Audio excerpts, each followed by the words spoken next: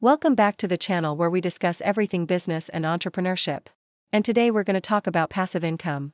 The stuff that promises you a full-time income with little to no work, those are scams. But there is such a thing as legitimate passive income. And so in this video, I want to talk about the difference and share with you what works and what doesn't.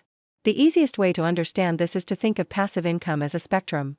On one end, you have the stuff that actually works and can make you a decent amount of money over time. And on the other end, you have all the stuff that doesn't work, aka the scams. Now, before we go into which one is which, if you appreciate videos like this, where I give you my honest opinions on making money online, then do me a favor and hit the like button. It really helps out the channel tremendously. Alright, so starting off with what actually works. For me, that would be anything that involves renting out an asset that you own. So number one is renting out a property. This could be a house, an apartment, a room, a parking spot, whatever. You buy the asset, you take care of it, and then you rent it out to someone who needs it.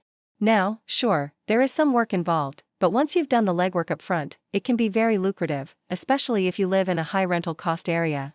Just remember though, this is not a get-rich-quick scheme. It requires a lot of capital, effort, and patience to build up your real estate portfolio.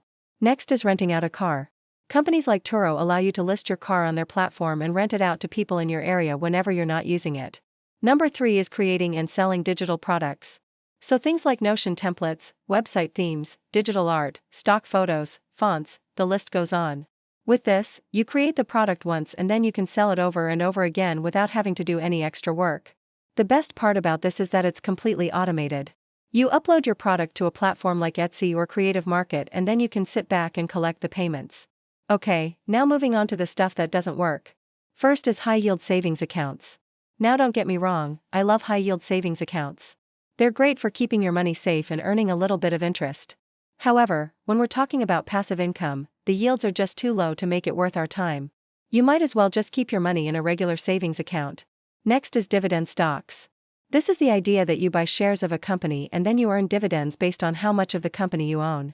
While this can be a good long-term strategy, it's not exactly passive income. Because you still need to actively manage your portfolio and make sure that you're buying the right stocks. Plus, dividends are not guaranteed and there have been many instances where companies have cut or even eliminated their dividends entirely.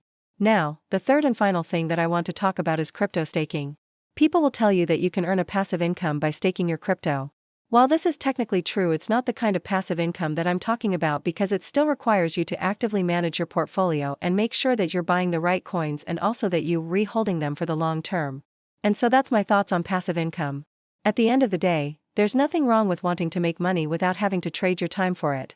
However, it's important to be aware of the different types of passive income and which ones actually work. If you enjoyed this video and found it helpful, then do me a favor and hit the like button. Also, if you haven't already, then please consider subscribing. So thank you guys so much for watching and I'll see you next week. Peace.